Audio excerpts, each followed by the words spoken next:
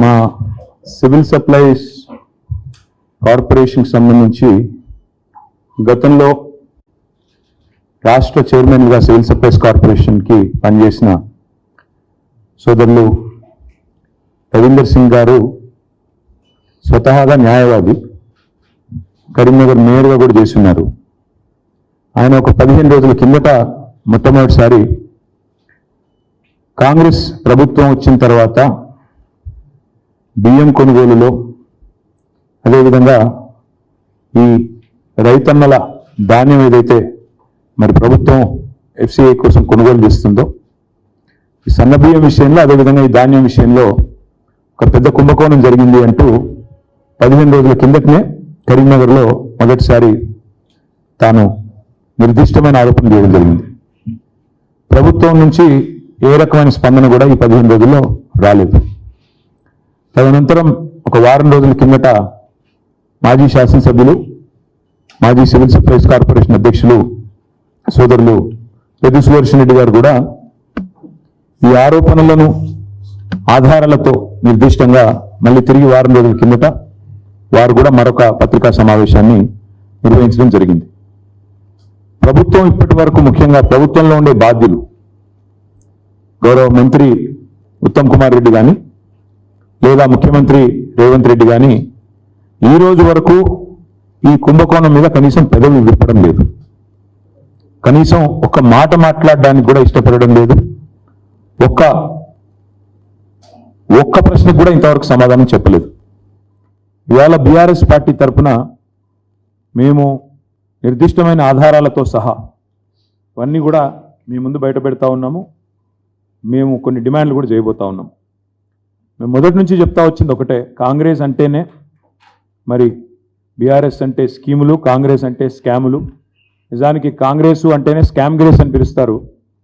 కుంభకోణాల కుంభమేళ జరుగుతుంది తెలంగాణలో ఈ కాంగ్రెస్ వస్తే అనే మాట మేము ఎన్నికల ముందు 6 నెలల ముందే చెప్పడం జరిగింది. ఇవాళ కాంగ్రెస్ పార్టీ పెద్దలు ముఖ్యంగా ఈ రాష్ట్రంలో ఒకటే ఫిలాసఫీ పెట్టుకున్నారు, గల్లీ మే లూటో ఢిల్లీ మే బాంటో. ఇక్కడ దోచుకో, గల్లీలో దోచుకో, ఢిల్లీలో అక్కడ ఉండే కాంగ్రెస్ పెద్దలకు, అక్కడ ఉండే వారికి మరి అందులో ఎందుకంటే సామంతరాజులు కప్పాలు కట్టాలి కాబట్టి ఇక్కడ నుంచి అక్కడి వరకు వారు పంపకాలు, సూట్ కేసులు మోయడం ఇవన్నిట్లో బిజీగా ఉన్నారు. ఇవాళ ఏది వదలట్లేదు వీళ్ళు. రైతన్నల ధాన్యం నుంచి విద్యార్థుల అన్నం వరకు అన్నింటి మీద కూడా ఇవాళ కుంభకోణాలకు తెరలేపింది కాంగ్రెస్ ప్రభుత్వం. ఈ 2 కుంభకోణాలు కలిపి నేను మొత్తం వివరంగా చెప్తాను. ఇటు రైతులేమో పడిగాపులు పడుతుంటే రోడ్ల మీద ఇంకా ధాన్యం కొనుగోలు పూర్తిగాక అకాల వర్షాలతో సతమతమయ్యి కొనుగోలు కేంద్రాలలో రైతులు కన్నీళ్లు పెట్టుకుంటే, మరొకవైపు ప్రభుత్వం మాత్రం ధాన్యం కొనుగోలు మీద దృష్టి పెట్టకుండా వాళ్ళు చాలా బిజీగా ఈ ధాన్యం కుంభకోణం మీద దృష్టి పెట్టి మరి స్వయంగా ముఖ్యమంత్రి గారి పేషీ నుంచి పౌర సరఫరాల శాఖ డిపార్ట్మెంట్ నుంచే ఈ కుంభకోణం జరిగిందనేది మాకు వస్తున్న ఇన్ఫర్మేషన్. ప్రభుత్వ ఖజానాకు గండి కొట్టడం, కొంతమంది కాంట్రాక్టర్లకు దోచిపెట్టడం, వాళ్ళు వీళ్ళు కలిసి చీకటి దందా చేసి ఒక 1000 కోట్ల రూపాయల కుంభకోణం ఈరోజు నేను నిర్దిష్టంగా చేస్తున్న ఆరోపణ. ఇప్పటికే రాష్ట్రంలో బి ట్యాక్స్ అని, ఆర్ ట్యాక్స్ అని, ఆర్ఆర్ ట్యాక్స్ అని, యూ ట్యాక్స్ అని రకరకాలుగా ట్యాక్స్ల గురించి వింటా ఉన్నాం, అన్అఫీషియల్ ట్యాక్స్ల గురించి వింటా ఉన్నాం. ఈరోజు ఈ స్కామ్లో మాత్రం కేవలం ఇక్కడ తెలంగాణలోని కాంగ్రెస్ పెద్దలకే కాకుండా ఢిల్లీ పెద్దల దాకా కూడా మరి హస్తం ఉందని చెప్పి మాకున్న సమాచారం. ఇప్పుడు మీకు 2 భాగాలుగా నేను చెప్పాలి. ఈ ప్రభుత్వం ఎట్లా ఉందంటే వ్యవహారము, 2 లక్షల రూపాయల రుణమాఫీ చేసే తెలివి లేదు. మహిళలకు 100 రోజుల్లోనే అన్నీ ఇస్తాం, 6 గ్యారంటీల్లో అన్ని 100 రోజులు అమలు చేస్తామని పొంకనాలు కొట్టింది ఇదే ప్రభుత్వం. మొదటి రోజే 2 లక్షల రూపాయలు రైతన్నలకు రుణమాఫీ చేస్తామని డైలాగులు కొట్టింది, ఉదరగొట్టింది ఇదే ప్రభుత్వం, ఈ ముఖ్యమంత్రి రేవంత్ రెడ్డి. మహిళలకు 100 రోజుల్లోనే నెలకు 2500, 1,67,00,000 మంది 18 ఏళ్ళు నిండిన ఆడబిడ్డలు ఉన్నారు, వారందరికీ ఇస్తామన్నారు. రాష్ట్రంలో ఉండే 46 లక్షల మంది వృద్ధులకి నెలకి 4,000 రూపాయలు ఇస్తామన్నారు. వృద్ధులు, వితంతువులు అందరూ కలిపి ఆసరా పెన్షన్ లబ్ధిదారులు, వాళ్ళ ఫైలు కదలడం లేదు. రైతులకు రైతు భరోసా అన్నారు, నెలకు 15,000 అన్నారు, ఆ ఫైలు కూడా కదలట్లేదు, దమ్ము లేదు. సంక్షేమ పథకాలతో ప్రభుత్వం ఏదైతే మాట ఇచ్చిందో ప్రజల జేబులు నింపే పని చేతనైతే లేదు, కానీ కాంగ్రెస్ పెద్దలు మాత్రం తమ జేబులు నింపుకోవడంలో మాత్రం చాలా బిజీగా ఉన్నారు. ఈ మొత్తం స్కామ్ని అర్థం చేసుకోవాలంటే రెండు భాగాలుగా మీకు చెప్పాలి. మొదటి భాగం ఏంటి అంటే 35 లక్షల మెట్రిక్ టన్నుల ధాన్యం సేకరణ కోసం పిలిచిన గ్లోబల్ టెండర్లు ఏవైతున్నాయో దాని వెనకాల జరిగింది దాదాపుగా 700 నుంచి 750 కోట్ల స్కాము. ఒకవైపు 35 లక్షల టన్నుల ధాన్యం సేకరణ కోసం పిలిచిన గ్లోబల్ టెండర్లు, అది మొదటి స్కామ్. రెండవది మధ్యాహ్న భోజన పథకం కోసం పిల్లలు తినే మధ్యాహ్న భోజనం బల్లల్లో, దానికోసం 2,20,000 మెట్రిక్ టన్నుల సన్న బియ్యం కొనుగోళ్ల పేరిట జరిగింది రెండో స్కామ్. దాని విలువ ఒక 300 కోట్లు. రెండు కలిపితే 1,011 కోట్ల కుంభకోణం, 1,100 కోట్ల కుంభకోణానికి తెరలేపింది కాంగ్రెస్ సర్కార్. ఒక మాట మొదటి స్కామ్ గురించి 700 కోట్ల కుంభకోణం గురించి మీకు వివరంగా చెప్పే ప్రయత్నం చేస్తాను. మిల్లర్ల దగ్గర 35 లక్షల మెట్రిక్ టన్నుల ధాన్యాన్ని ఏదైతే సేకరించినామో మా ప్రభుత్వం ఉన్నప్పుడు దాన్ని విక్రయించేందుకు 3 నెలల కిందట రాష్ట్ర ప్రభుత్వ ఆదేశాలతో పౌర సరఫరాల శాఖ సివిల్ సప్లైస్ కార్పొరేషన్ గ్లోబల్ టెండర్ల కహానికి తెరలేపింది. ఇది మేము మా ప్రభుత్వం ఉన్నప్పుడు దాదాపు 7,000 కోట్ల విలువ చేసే ధాన్యం నిల్వల మీద ఈ ప్రభుత్వం కన్నేసింది. అధికారంలోకి వచ్చి 50 రోజులు కాకముందే ఈ దోపిడీకి తెరలేపి జనవరి 25 నాడు కమిటీ వేసేది జనవరి 25, మార్గదర్శకాలు గైడ్లైన్స్ ఇచ్చేది అదే రోజు, టెండర్లు పిలవడం కూడా అదే రోజు. ఎంత వేగంగా, ఎంత వాయువేగంగా, జెట్ స్పీడ్తో ఏ పని కాదు ప్రభుత్వంలో. నెలకు 2,500 మహిళలకు ఇవ్వడానికి టైం లేదు, ఇంత వేగం కనబడదు. 4,000 పెద్ద మనుషులకు ఇవ్వడానికి ఆసరా పెన్షన్లు కనబడదు. రైతులకు రుణమాఫీ చేయడానికి ఈ స్పీడ్ లేదు. కానీ ఈ గ్లోబల్ టెండర్ల కోసం మాత్రం జనవరి 25 రోజే కమిటీ, జనవరి 25 రోజే గైడ్లైన్స్, జనవరి 25 రోజే అదేవిధంగా టెండర్లు కూడా వెంటనే పిలిచినారు. ఇంకా విచిత్రం ఏంటంటే మిల్లర్లు, రాష్ట్రంలో ఉండే రైస్ మిల్లర్లు, వాళ్ళు స్వయంగా కన్సెంట్ ఇచ్చినారు. ఆనాడు సివిల్ సప్లైస్ డిపార్ట్మెంట్కి, ఆనాడు కానీ ఈనాడు కానీ 2,100 రూపాయలకు మేము కొనుగోలు చేయడానికి సిద్ధంగా ఉన్నాం అని రాష్ట్రంలో ఉన్న రైస్ మిల్లర్లు ప్రభుత్వానికి వాళ్ళు కన్సెంట్ ఇస్తే, కన్సెంట్ అంటే వాళ్ళ ఉద్దేశం ఇనిషియేటివ్ తీసుకొని మేము తీసుకుంటాం అని వాళ్ళు ఆఫర్ ఇస్తే దాన్ని రిజెక్ట్ చేసి వాళ్ళ మాట వినకుండా గ్లోబల్ టెండర్ల పేరిట కొన్ని ప్రత్యేక నిబంధనలు పెట్టి, ఇంత టర్నోవర్ ఉండాలి, ఇంత టర్నోవర్ ఉండాలని చెప్పి కొన్ని నిబంధనలు పెట్టి వీళ్ళందరూ ఎవరైతే రైస్ మిల్లర్లు పాపం చిన్నవాళ్ళు ఉన్నారో వాళ్ళందరినీ కూడా ఇందులో పక్కకు నెట్టి ఇవాళ గ్లోబల్ టెండర్లను పిలిచి ఈ గ్లోబల్ టెండర్లు 4 కంపెనీలకు వచ్చేటట్టు రింగ్ చేసినారు. కేంద్రీయ Bandar, LG industries, Hindustan company, నాకాఫ్ అనే 4 సంస్థలు దక్కించుకున్నాయి. ఇక్కడ విచిత్రమైన విషయం ఒకటి, 2023 సంవత్సరంలో ఇదే రాష్ట్ర ప్రభుత్వం ఆనాడు అంటే మా గవర్నమెంట్ ఉన్నప్పుడు గురుకులాలలో మరి ఈ కేంద్రీయ బండార్ అనే సంస్థ ఆనాడు ఆశించిన విధంగా వీళ్ళు పనిచేయలేదు, కాంట్రాక్ట్ దక్కించుకున్న తర్వాత వీళ్ళు సరిగా పనిచేయలేదు కాబట్టి ఈ కేంద్రీయ బండార్ అనే సంస్థను బ్లాక్ లిస్ట్ చేసినాం. టెండర్లలో భవిష్యత్తులో పాల్గొనడానికి వీలు లేదు అని వారిని బ్లాక్ లిస్ట్ చేసింది రాష్ట్ర ప్రభుత్వం. కేంద్రీయ బండార్.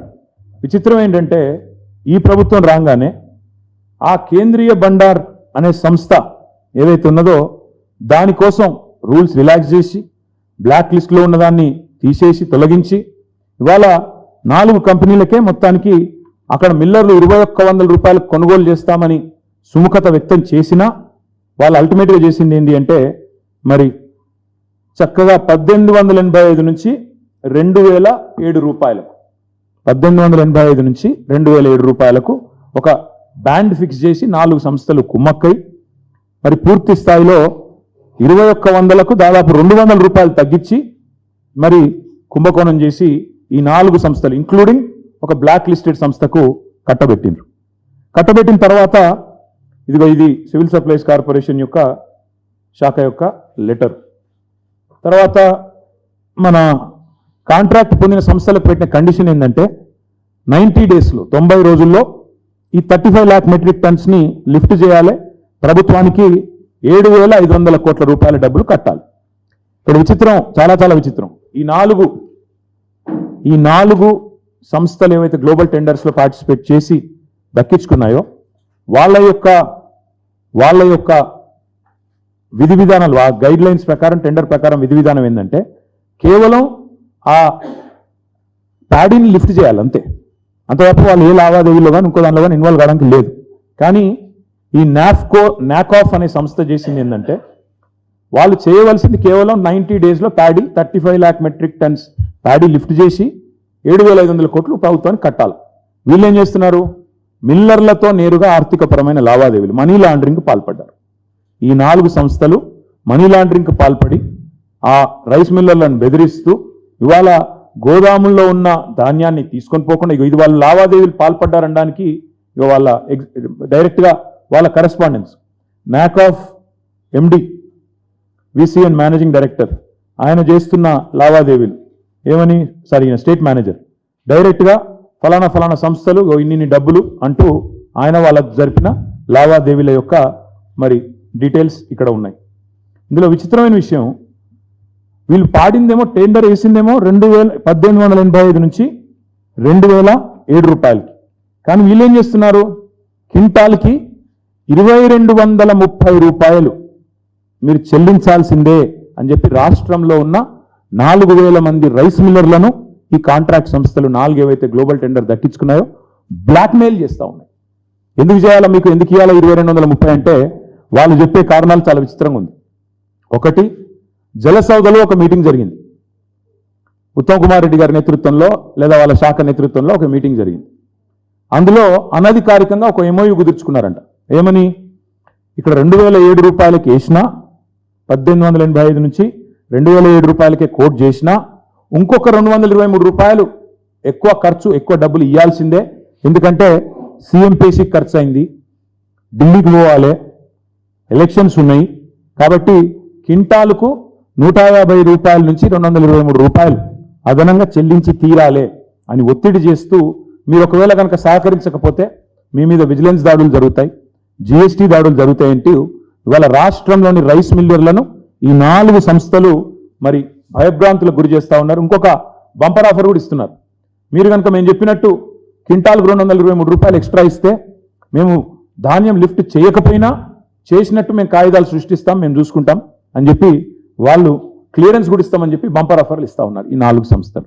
అంటే అక్కడ ధాన్యం లేకపోయినా ఉన్నట్టుగా మేము క్లియరెన్స్ ఇస్తాం, లిఫ్ట్ చేయకపోయినా చేసినట్టు మేము చూపెడతాం, మీరు చేయవలసిందల్లా క్వింటాల్కి 223 రూపాయలు అదనంగా మీరు మాకు ఇవ్వాలి అని చెప్పి మనీ ట్రాన్స్ఫర్ కోసం మిల్లర్ల మీద ఇలా పెద్ద ఎత్తున మరి ఒత్తిడి తెచ్చి భారీ స్థాయిలో నగదు బదిలీ ఇవాళ జరిగిందనేది మాకున్న సమాచారం, మాకుండే మిల్లర్ ఫ్రెండ్స్ కానీ ఇతరత్ర కానీ. దాదాపు 35 లక్షల మెట్రిక్ టన్నులు ఇంటూ 223 రూపాయలు, 35 లక్షల మెట్రిక్ టన్నులు ఇంటూ 223 రూపీస్ వేసుకుంటే యావరేజ్గా 200 వేసుకోండి, 185 223 అనే గందరగోళం లెక్క పక్కన పెడితే 35 లక్షలు ఇంటూ 20 200 700 కోట్ల అదనపు డబ్బులు, అదనపు క్యాష్ మనీ లాండరింగ్ ద్వారా ఈ సంస్థలు మిల్లర్ల దగ్గర వసూలు చేస్తూ ఉన్నాయి. అసలు నిజానికి ఈ కాంట్రాక్ట్ పొందిన 4 సంస్థలు చేయాల్సిన పని ఏంటి? కేవలం ధాన్యం లిఫ్ట్ చేయాలి, 90 రోజుల్లో పూర్తి చేయాలి, చేయకపోతే ప్రభుత్వానికి ఏ కారణం చేయలేదో చెప్పాలి, డబ్బులు కట్టాలి, 7,500 కోట్లు కట్టాలి. కానీ వీళ్ళు ఏం చేస్తున్నారు? వాళ్ళు టెండర్ వేసింది, వాళ్ళు టెండర్ తీసుకున్నది ధాన్యం లిఫ్టింగ్కి, డబ్బుల వసూలు కాదు. డబ్బుల వసూలుకి వీళ్ళకి పాత్ర లేదు. మరి ఇప్పుడు ఈ సంస్థ ఇప్పుడే నేను చెప్పినట్టు డబ్బుల వసూలు సంబంధించిన సబ్జెక్ట్ నాఫ్కాస్ అనే సంస్థ ఎందుకు మాట్లాడుతోంది? అసలు వీళ్ళకున్న అధికారం ఏంది? ఒక నాఫ్కాస్ మాకు లెటర్ ఉంది, మిగతా 3 సంస్థలకు కూడా ఇదే రకమైన ఉత్తర ప్రత్యుత్తరాలు మా దగ్గర ఉన్నాయి. వీళ్ళందరూ డబ్బు వసూలు మీద పడ్డారు. ఇంకొక మాట ఏమంటే, అసలు సంబంధం లేని ప్రైవేట్ సంస్థలు ప్రభుత్వం తరపున డబ్బులు ఎట్లా అడుగుతున్నాయి? ప్రైవేట్ సంస్థలు ప్రభుత్వం తరపున డబ్బుల వసూలు ఎట్లా చేస్తున్నాయి? చేస్తే గీస్తే సివిల్ సప్లైస్ కార్పొరేషన్ చేయాలి డబ్బులు వసూలు, లేదా FCI చేయాలి. వీళ్ళు ఎవరు అసలు ఈ 4? అదేవిధంగా ఈ 700 కోట్లు 35 లక్షలు ఇంటూ మరి 200 రూపాయలు. ఇంకా విచిత్రం, ఈ 4 సంస్థలు మేము చెప్పినట్టు వినకపోతే విజిలెన్స్ దాడులు జరుగుతాయి అని మిల్లర్లను బెదిరిస్తున్నారు. కాంట్రాక్టు ఏజెంట్ వీళ్ళు ఏవైతే 4 ఏజెన్సీలు ఉన్నాయో లిటరల్లీ వీళ్ళు ప్రభుత్వ ఏజెంట్ లాగా డబ్బుల వసూలుకు ఒక హఫ్తా వసూలు చేసే వాళ్ళు ఉంటారు కదా, ఆ టైప్లో బెదిరించే ప్రయత్నం చేస్తూ ఉన్నారు. ఇక్కడ ఆశ్చర్యకరమైన విషయం ఇందాక నేను చెప్పింది, 2100 రూపాయలకు మిల్లర్లు మేము కొంటామని సుముఖత వ్యక్తం చేసినాక కూడా 1885 నుంచి 2007 రూపాయల వరకే ఎందుకు బ్యాండ్ ఫిక్స్ చేసి నలుగురిని రింగు చేసి ఎలిజిబిలిటీ క్రైటీరియా అని పెట్టి చిన్న చిన్న సంస్థలన్నింటినీ ఎగరగొట్టింది ప్రభుత్వం, పౌర సరఫరాల శాఖ, ముఖ్యమంత్రి రేవంత్ రెడ్డి సమాధానం చెప్పాలి. అదే మాదిరిగా టెండర్లలో మరి జనవరి 25 టెండర్ పిలిచారు, ఈరోజు మే 25, ఫిబ్రవరి, మార్చి, ఏప్రిల్, మే 4 నెలలు అయిపోయింది. 23కి మొన్న అయిపోయింది. వాళ్ళకి ఇచ్చిన 90 రోజుల కాల పరిమితి కూడా ముగిసిపోయింది. 3 నెలల్లో 90 రోజుల్లో మిల్లులన్నీ ఖాళీ చేయాలనే నిబంధన ఉంది. ఎందుకంటే నెక్స్ట్ సీజన్ వస్తుంది, ప్రొక్యూర్మెంట్ చేయాలి, ఆడ ఖాళీ లేకపోతే మరి పికప్ చేయరాదు, స్టాక్ పికప్ చేయరాదు, అక్కడ స్టాక్ చేయరాదు. కాబట్టి ఈ రోజు వరకు మాకున్న సమాచారం ఈ ఏజెన్సీలు 4 20% కూడా ఇంతవరకు ప్యాడీ అక్కడి నుంచి పికప్ చేయలేదు, లిఫ్ట్ చేయలేదు. 20% కూడా పికప్ చేయలేదు. మరి 90 రోజులు పూర్తయినా డబ్బులు చెల్లించలేదు, స్టాక్ లిఫ్ట్ చేయలేదు. దీని వెనకాల ఏం జరుగుతోంది? మరి మిల్లర్లను బెదిరించడంలో బిజీగా ఉన్నట్టున్నారు. మరి డెడ్ లైన్ అయిపోయింది. డెడ్ లైన్ అయిపోయిన తర్వాత మరి ప్రభుత్వం ఏం చేయాలా? నిబంధనల ప్రకారం ఒకవేళ వాళ్ళు చెప్పిన ప్రకారం కనుక ఆనర్ చేయకపోతే వెంటనే కాంట్రాక్టర్ల మీద చర్యలు తీసుకోవాలి, బ్లాక్ లిస్ట్లో పెట్టాలి. కానీ ప్రభుత్వం ఏం చేస్తోంది? ఇంకా వాళ్ళకి రావాల్సిన 700 కోట్లు రాలేదు కాబట్టి చేతికి మొత్తంగా ఇవాళ ఎక్స్టెన్షన్ చేసే ప్రయత్నంలో ఉన్నారు. ఎందుకు? మిల్లర్లను మరింత బెదిరియాలి. ఎలక్షన్స్ అయిపోయినాయి, ఇంకా లిఫ్ట్ చేయకుండా ఇంకా మిల్లర్లను మళ్ళీ బెదిరించి నెక్స్ట్ సీజన్ పెట్టి మెడ మీద కత్తి పెట్టి మీరు అకాల వర్షాలు ఇప్పటికే పడుతున్నాయి, మీరు వెంటనే డబ్బులు కట్టకపోతే మీ తాట తీస్తాం, మీ లైసెన్స్ క్యాన్సిల్ చేస్తాం అని మిల్లర్లను బెదిరించి ఇవాళ రైతుల కోసం మాట్లాడుతున్నట్టు నటించి ఇవాళ అదనంగా డబ్బులు వసూలు చేసే చక్కర్లో ఉన్నారు. వాస్తవంగా జరగాల్సింది ఏంటి? కాంట్రాక్ట్ ఏజెన్సీలు ఏవైతే 90 రోజుల్లో లిఫ్ట్ చేస్తామన్నాయో అక్కడ మిల్లులలో లిఫ్ట్ చేస్తేనే స్థలం ఖాళీ అవుతుంది, ప్రభుత్వానికి డబ్బులు వస్తాయి, నెక్స్ట్ సీజన్ ప్రొక్యూర్మెంట్ సాఫీగా అవుతుంది. ఒకవేళ జరగకపోతే ఏం జరుగుతుంది? ప్రభుత్వం మరొక 150 కోట్లు నెలకు వడ్డీ అదనంగా చెల్లించాల్సిన పరిస్థితి సివిల్ సప్లైస్ కార్పొరేషన్ వాళ్ళకు వస్తుంది. ఇవాళ ప్రభుత్వం చెప్పాలా? మేము అడుగుతా ఉన్నాం, డిమాండ్ చేస్తా ఉన్నాం ప్రధాన ప్రతిపక్షంగా. ఇప్పటి వరకు ఎంత ధాన్యం ఈ 90 రోజుల్లో మరి కొనుగోలు జరిగింది, ఎంత లిఫ్ట్ చేసినారో స్పష్టంగా రాష్ట్ర ప్రజల ముందు శ్వేతపత్రం ప్రచురించండి. టెండర్ నిబంధనల మేరకు 90 రోజుల్లో కనుక మీరు తీసుకోకపోతే ఎందుకు మీరు ఉపేక్షించి మళ్ళీ ఎక్స్టెన్షన్ చేసే ప్రయత్నం చేస్తున్నారో మీరు చెప్పాలి. అన్నింటికి మించి రొనాల్డ్ రాస్ ఆనాడు కేంద్రీయ బండార్ అనే సంస్థ తప్పుడు పనులు చేసింది అని బ్లాక్ లిస్ట్ చేసినారు కదా. టీఆర్ఎస్ హయాంలో బ్లాక్ లిస్ట్ చేసిన సంస్థను మీరెందుకు వెంటనే దాన్ని తీసేసి ఈ టెండర్లో పార్టిసిపేట్ చేసే విధంగా అనుమతించారు? ప్రజలకు వివరంగా చెప్పాలి. ఇందులో మీకు 100 కోట్ల రూపాయలు ముట్టిన మాట వాస్తవమా కాదా మరి ఎంక్వైరీ ద్వారా తేల్చాలా, అది కూడా డిమాండ్ చెప్తాను నేను.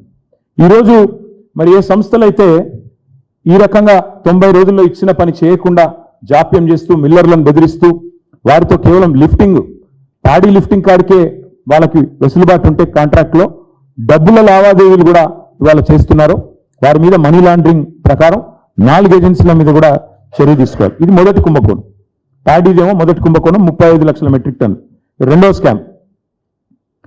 స్కామ్ ఏంటంటే మా ప్రభుత్వం వచ్చిన తర్వాత కేసీఆర్ గారు పేద పిల్లల పట్ల ఆయనకుండే ప్రేమతో సన్నబియ్యం స్కీమ్ తీసుకొచ్చారు. సన్నబియ్యం పెట్టి విద్యార్థులకు హాస్టళ్లలో నాణ్యమైన భోజనం పెట్టాలా, స్కూళ్లలో నాణ్యమైన భోజనం పెట్టాలని చెప్పి అప్పటిదాకా దొడ్డు బియ్యంతో ఉన్న మరి మంచి పరిస్థితి ఉండేది కాదు ఆనాడు కాంగ్రెస్ ప్రభుత్వంలో.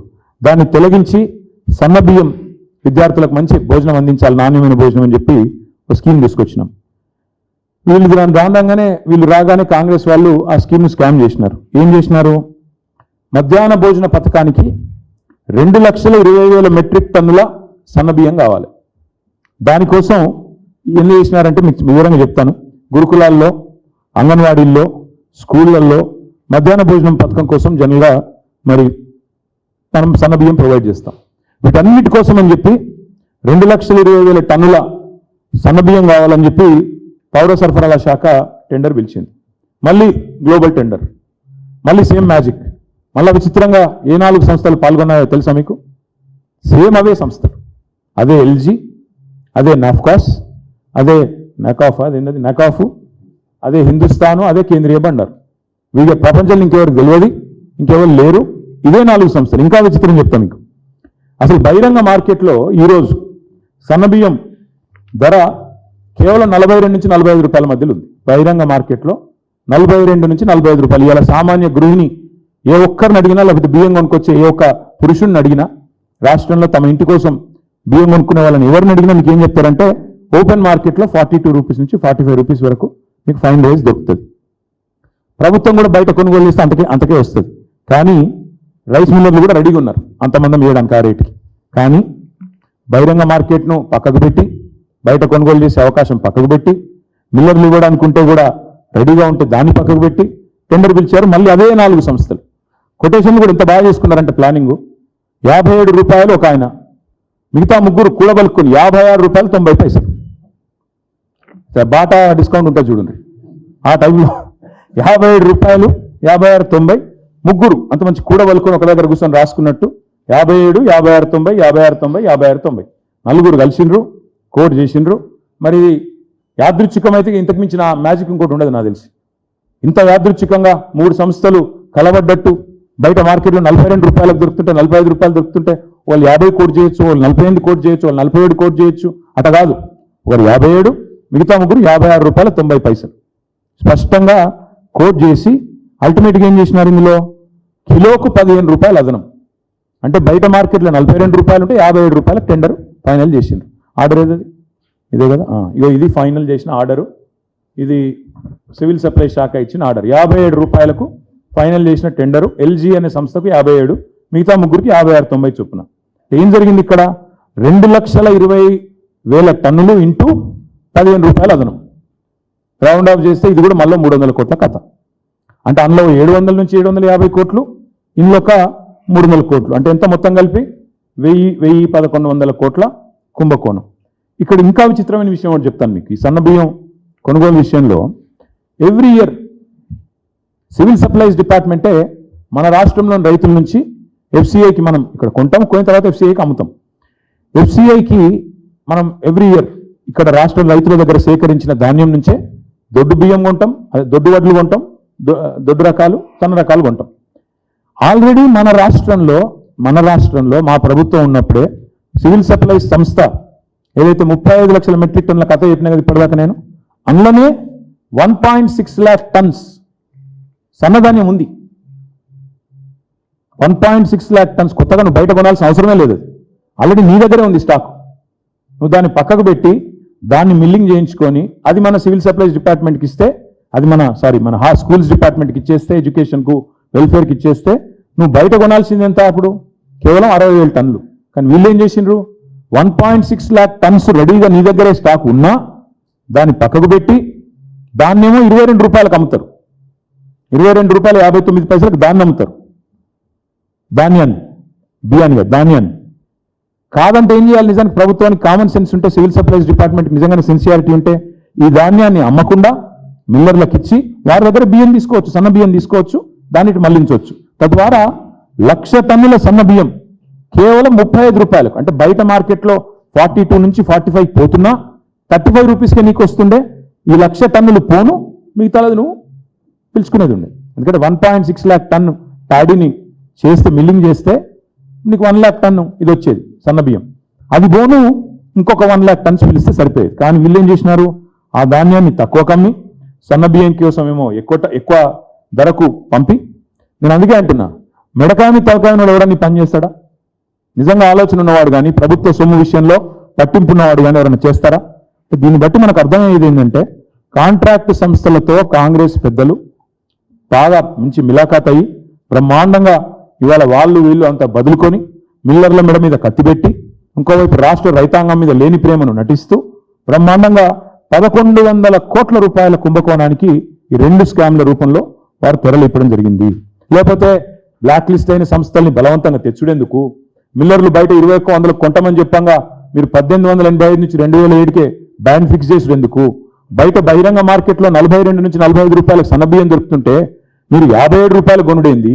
ఇవన్నీ చూస్తుంటే మరి మీకు డౌట్ రావచ్చు, మరి మీరేం చేసిండ్రు మీ ప్రభుత్వ హయాంలో, మీరు ఎట్లా నడిపినారో మీరు అడగవచ్చు. మా ఇద్దరు కార్పొరేషన్ చైర్మన్లు ఉన్నారు, వాళ్ళ సాక్షిగా చెప్తా ఉన్నాం.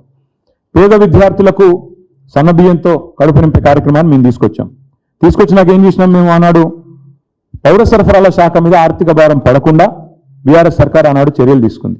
ఏం చేసేది, మేము ప్రభుత్వం కొనుగోలు చేసిన ధాన్యంలోనే మేము సన్నధాన్యాన్ని సిఎంఆర్ కింద ఎఫ్సిఐకి ఇవ్వకుండా రాష్ట్ర కోటా కింద మేము వాడుకొని దాన్ని మళ్ళీ స్కూళ్ళకి వెల్ఫేర్ డిపార్ట్మెంట్స్కి ఇప్పుడు నేను చెప్పినట్టు తక్కువ ధరకి ఇచ్చేది. ఆ బియ్యాన్ని గురుకులాలకు ఇతర సంస్థలకు మేము ఇచ్చేది. ఒకవేళ సన్నధాన్యం కనుక తక్కువ వస్తే దొడ్డు ధాన్యాన్ని మిల్లర్లకు ఇచ్చి క్వింటాల్కు 140 రూపాయలు అదనంగా ఇచ్చేది మేము, అంతే. ఇచ్చి తద్వారా డబ్బులు సేవ్ చేసే ప్రయత్నం మేము ఎందుకంటే ఎక్స్చెకర్ మనీ కాబట్టి ఆ రకంగా పౌర సరఫరాల సంస్థ మీద భారం పడకుండా తీసుకున్నాం. కానీ కాంగ్రెస్ ఏం చేసింది? సివిల్ సప్లైస్ కార్పొరేషన్ ఇవాళ ఒక కామధేనువుగా కల్పతరువుగా మార్చుకొని 1100 కోట్ల రూపాయలు ఇవాళ కుంభకోణానికి తెరలేపింది. ఈ విషయం మొత్తంలో మా అనుమానం అయితే ముఖ్యమంత్రి రేవంత్ రెడ్డి గారి కార్యాలయం ఆయన అనుమతి లేకుండా, ఎందుకంటే శివుడు ఆజ్ఞ లేనిది సీమ గుట్టదంటారు. ఇవాళ రేవంత్ రెడ్డి పాత్ర లేనిది, రేవంత్ రెడ్డి ఆజ్ఞ లేనిది ఉత్తమ్ కుమార్ రెడ్డి గారు అది చేస్తారని నేనైతే అనుకోను. తప్పకుండా మరి ఢిల్లీ పెద్దల నుంచి రాష్ట్ర ముఖ్యమంత్రి నుంచి పౌర సరఫరాల శాఖ దాకా అందరి పాత్ర కూడా ఇందులో ఉంది. ఇందులో అనుమానం ఏమీ లేదు. ఎందుకంటే బహిరంగ మార్కెట్ 42 రూపాయలు దొరికేదాన్ని 57 రూపాయలు కొన్నారంటేనే దాని వెనక మతలబ్ ఏదో ఉందన్నది ఎవరికైనా కూడా అర్థమవుతుంది. ఇంకా ఇలా అన్నిటికన్నా విచిత్రమైన విషయం ఏంటంటే ఈ మొత్తం వ్యవహారంలో బీజేపీ వాళ్ళ పాత్ర ఇంకా విడ్డూరంగా ఉంది. అసలు గవర్నమెంట్ ఆఫ్ ఇండియా వల్ల బీజేపీ నడుపుతోంది. ఎఫ్సిఐ అనేది గవర్నమెంట్ ఆఫ్ ఇండియా సంస్థ. ఎంఎస్పీ నిర్ధారించేది వాళ్ళే, అల్టిమేట్గా సివిల్ సప్లైస్ కార్పొరేషన్ నుంచి కొనుగోలు చేసేది వారే, అన్ని చేసేది వారే. చాలా వాళ్ళ వాదన, వాళ్ళ వ్యవహారము చాలా అనుమానాస్పదంగా ఉంది. ఈ వ్యవహారం మొత్తం ఎఫ్సిఐ ఆధీనంలోనే ఉంది. ఫుడ్ కార్పొరేషన్ ఆఫ్ ఇండియా పూర్తి అధికారం ఉంది ఫుడ్ కార్పొరేషన్ ఆఫ్ ఇండియా. ఎందుకంటే అల్టిమేట్గా వాళ్ళే కదా కొనుగోలు చేసేది, వాళ్ళే సివిల్ సప్లైస్ కార్పొరేషన్కు ధాన్యం తీసుకొని డబ్బులు ఇచ్చేది ఎఫ్సిఐ. ఎంత మొత్తం లావాదేవీల ఆడిటింగు, మానిటరింగు, ఎంఎస్పి ఫిక్సేషను మొత్తం చేసేది ఎఫ్సిఐ.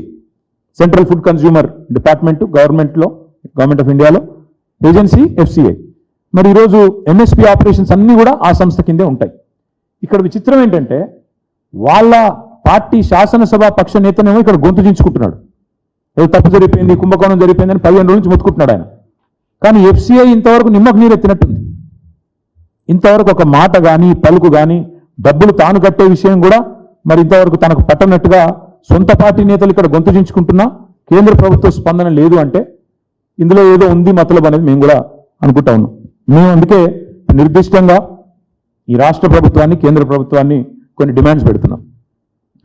90 రోజుల్లోగా ధాన్యాన్ని లిఫ్ట్ చేయని ఏజెన్సీస్ ఏవైతే ఉన్నాయో వాటి మీద వెంటనే చర్య తీసుకోవాలి, బ్లాక్ లిస్ట్ చేయాలి, ప్రజలకు చెప్పాలి. అసలు మీరు టెండర్ ఎందుకు పిలిచి మిల్లర్లు కొంటానంగా ఇట్లా ఎందుకు చేసిండ్రు, ఇదంతా కూడా శ్వేతపత్రం ప్రచురించాలి అనేది నెంబర్ 1 డిమాండ్. మా ప్రభుత్వంలో గతంలో టెండర్ పిలిచినా తక్కువ రేట్ వస్తే వెంటనే రద్దు చేసినాం. ఎందుకంటే 2100 కంటే తక్కువ వస్తే ఏం లాభం ప్రభుత్వానికి, ఆల్రెడీ మిల్లర్లు కొంతందుకు రెడీగా ఉన్నారు అనే ఆలోచనతో టెండరే రద్దు చేసినాం మేము. అంతకంటే తక్కువ ధర వచ్చినా 2100 కంటే తక్కువ ధర వచ్చినా ఎందుకు టెండర్ ఆమోదించిండ్రు, ఎందుకు బ్లాక్ లిస్ట్ చేసిన సంస్థలను ప్రత్యేకంగా మినహాయింపు ఎందుకు ఇచ్చినారు ప్రభుత్వం చెప్పాలి. అదేవిధంగా ఇప్పుడు ఎక్స్టెన్షన్ ఇద్దామని మళ్ళీ ప్రయత్నం చేస్తూ ఉన్నారు. 90 డేస్లో లిఫ్టింగ్ జరగలేదు, 20% జరిగింది, మళ్ళీ ఎక్స్టెన్షన్ ఇద్దామని చేస్తూ ఉన్నారు.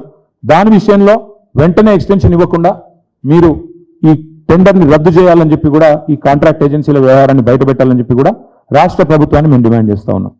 అదేవిధంగా ఇప్పటిదాకా ఏజెన్సీలు వాళ్ళు కేవలం వాళ్ళ బాధ్యత లిఫ్టింగ్ మాత్రమే, ప్యాడీ లిఫ్టింగ్ మాత్రమే, కానీ వాళ్ళు డబ్బుల వసూల్లో ఉన్నారు. ఏ రకంగా మీరు ఇది అలౌ చేశారు, ఇది వెంటనే రాష్ట్ర ప్రభుత్వం వివరణ ఇవ్వాలి. ఎఫ్సిఐ కూడా ఈ విషయంలో అవసరమైతే ఈడీకి కంప్లైంట్ చేయాలి. మనీ లాండరింగ్ జరిగింది, ఎఫ్సిఐ స్వయంగా ఇందులో ఇంటర్వ్యూన్ కావాలి. మీ పార్టీ ఎమ్మెల్యేనే చెప్తా ఉన్నాడు, బీజేపీ ఎమ్మెల్యే ఇక్కడ శాసనసభ పక్ష నేత మనీ లాండరింగ్ జరిగిందని చెప్తున్నాడు. మరి మీరెందుకు పలకట్లేదు? ఆడిటింగ్, మానిటరింగ్ మొత్తం ఎఫ్సిఐ బాధ్యత, ఎందుకు ఎఫ్సిఐ స్పందించట్లేదు? వెంటనే ఈ ఏజెన్సీల మీద వాళ్ళు చేసిన లావాదేవీల మీద ఎఫ్సిఐ అవసరమైతే నేరుగా ఈడీకి ఎఫ్సిఐ ఫిర్యాదు చేయాలి. ధాన్యం లిఫ్ట్ చేయకుండా 2230 రూపాయల చొప్పున చెల్లించాలని చెప్పి రైస్ మిల్లర్లను వేధిస్తున్న వ్యవహారం, మనీ లాండరింగ్ ఏదైతుందో ఇది పెద్ద కుంభకోణం.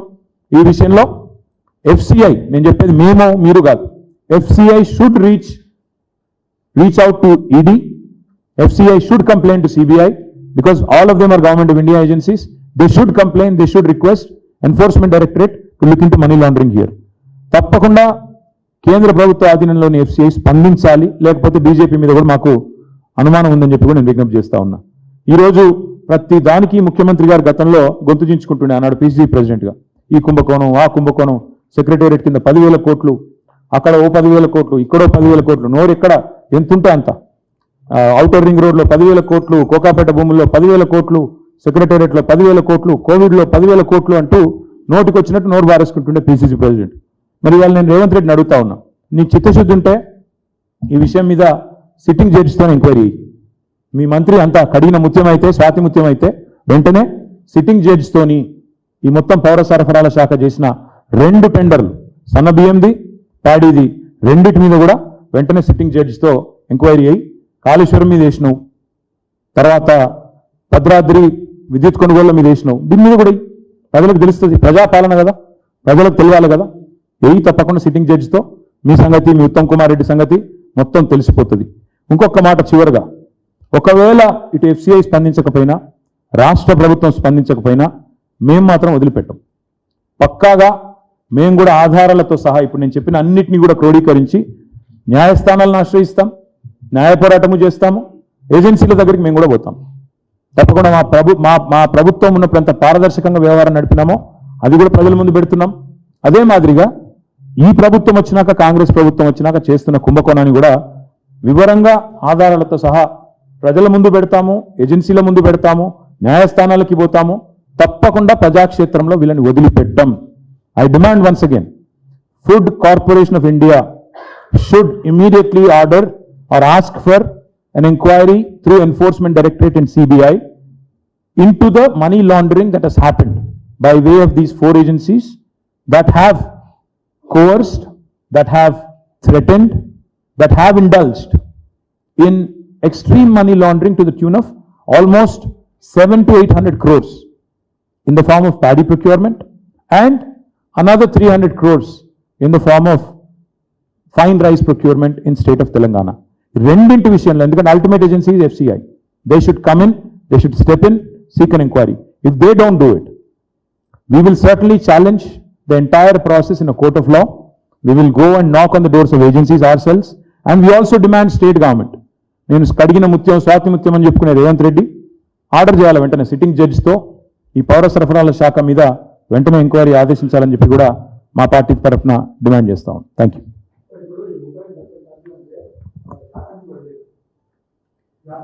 నేను మళ్ళీ చెప్తున్నా మీకు two things I want to make it very very clear. Every year procurement happens in 2 cycles. మా ప్రభుత్వం దిగిపోయిన నాడు మేము December 3 నాడు వి రిలింక్విష్డ్ ఆఫీస్, రైట్? సో అప్పుడు దాకా 35 లక్షల టన్నుల ధాన్యం ఏదైతే మేము సేకరించామో దట్ ఈస్ ఫ్రమ్ యాసంగి ఓన్ ఉన్నది, అక్కడే ఉంది. దాన్ని ఈ ప్రభుత్వం వచ్చినాక వాళ్ళు ఈ ప్రాసెస్లో నిజానికైతే ఏంటి, FCI ఎందుకు డబ్బులు తీసుకొని మళ్ళీ రైతులకి పేమెంట్ చేసి civil supplies corporation should do all the monitoring. So all the pending stocks మేము ఒకసారి టెండర్ పిలిచినాక రేట్ రాలేదు, మిల్లర్లే బయట 2100 అన్నప్పుడు మనం ఎందుకు తక్కువ రేటుకి అమ్మాలని మేము క్యాన్సిల్ కూడా చేసినాం, ఎందుకంటే rate did not seem right. ఈ ప్రభుత్వం ఏం చేసింది, ఎగ్జాక్ట్గా అదే క్వాంటిటీని 1785 నుంచి 1885 నుంచి 2007 రూపాయల మధ్యన బ్యాండ్ ఫిక్స్ చేసి 4 ఏజెన్సీలకు కట్టబెట్టి.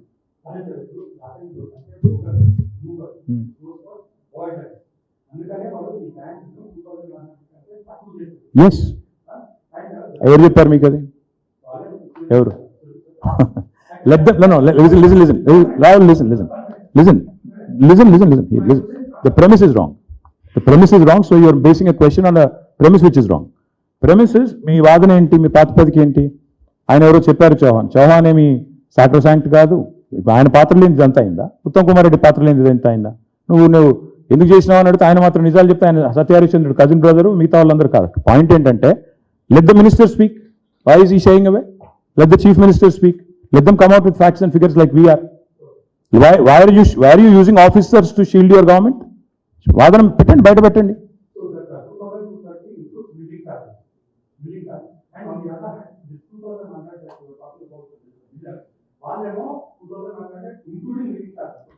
See, semantics aside, Rahul, semantics aside, the nuances aside, this is a massive scam to the tune of 1100 crores. That's our allegation. Let the minister speak. If he doesn't, we'll go to agencies and we'll seek them to inquire and investigate. మీరు why should, ఇదేమి court కాదు, మీరేం judge కాదు, నేనేమి న్యాయవాదిని కాదు, మనం వాదించుకోవడం ఎందుకు? Let the minister speak. Let him come out with facts and figures. The minister doesn't know, let his officers sit by him and let him speak, with their support. Minister గారు ఎందుకు బాధపడుతున్నాడు, భయపడుతున్నాడు మాట్లాడడానికి? Let you speak. ఇంకొక మాట food grains act ఒకటి ఉంది. Food grains act ప్రకారం ఇక్కడ విచిత్రమైన విషయం, ఇవాళ ధరల నియంత్రణ చట్టం దానిలో this is actually violation of food grains act. How it is, బయట మీరేమో 57 రూపాయలు కొనుగోలు చేస్తారు సన్న బియ్యాన్ని, కానీ మీరు ప్యాడీ అల్టిమేట్గా మీరు చెప్పిన ప్రకారం 2007 రూపాయలకే మీరు అమ్ముతున్నారు. 2007 రూపాయలకు ప్యాడీ కొంటారు మీరు, మళ్ళీ రైస్ మీరే నిత్యావసర వస్తువుల ధరల నియంత్రణ చట్టాన్ని అతిక్రమిస్తూ 57 రూపాయలకు సన్న బియ్యం కొంటున్నారు. This is also violation of an act which the government should know about. అదే ఓన్లీ 10% ఇస్ బ్రోకెన్, అదే వారు చెప్తుంది అదే కదా. 10% broken is allowed, by the way. 10% exception is there, that is allowed. Any other questions?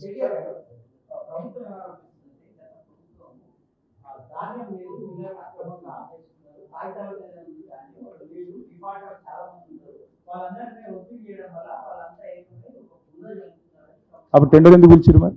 ఇవన్నీ ప్రభుత్వానికి ముందే తెలిసి టెండర్ ఎందుకు పిలిచాను? వాళ్ళు అవలగల, వీళ్ళు అవలగల, పిలిచినోడు అవలగాడా లేకపోతే అట్లా చెప్పేటోడు అవలగాడా? ఎవరు అంటే లేని ధాన్యం కోసం టెండర్లు పిలిచిన ప్రభుత్వాన్ని ఏమనాలి మేము?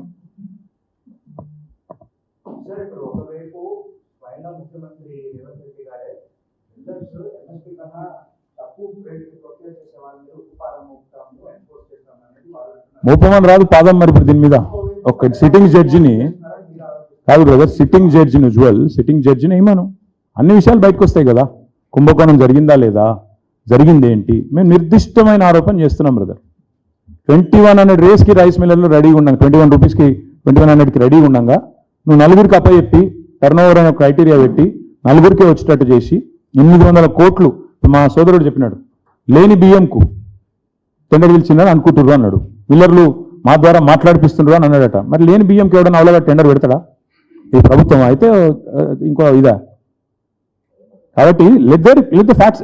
మీరు అన్నది వాస్తవం అయితే బ్రదర్, అది కూడా రాని సిట్టింగ్ జడ్జ్ విచారణలో అది కూడా బయటికి రాని. లేని బియ్యానికి లేని వడ్లకు టెండర్ పెట్టిన అద్భుతమైన ప్రభుత్వం ఇదే అనే విషయం బయటికి రాని. మేమెందుకు వద్దంటాం? ఇంకొక మాట, లేని వడ్లకు టెండర్ పెట్టిన మాట వాస్తవం అయితే మరి డబ్బులు వసూలు చేసిన మాట కూడా వాస్తవమే కదా. ఆ లెక్కనైతే 223 రూపాయలు అని అదనంగా పెట్టుకున్న మార్జిన్ ఏదైతే పెట్టుకున్నారో, జలసౌధలో జరిగిన అనధికారిక మీటింగు, అందులో ఒప్పందాలు, ఎంఓయూలు, స్టాంప్ పేపర్ల మీద సంతకాలు ఇవన్నీ వస్తాయి, టైంకి బయటకు వస్తాయి. సిట్టింగ్ జడ్జితో విచారణ జరిపించమనండి, లేదా enforcement directorate or CBI enter అయితే ఆటోమేటిక్గా అన్ని అనధికారిక ఒప్పందాలు, స్టాంప్ పేపర్లు, జలసౌధ మీటింగులు, అందులో పాల్గొన్నవారు, పిలిచిన నలుగురిని మాట్లాడితే అన్ని బయటకు వస్తాయి. ఇలా సిగ్గుపడేది ఏముంది? ప్రజాపాలన కదా, మరి ప్రజలకు పారదర్శకంగా అన్ని విషయాలు చెప్పాలి కదా. Thank you.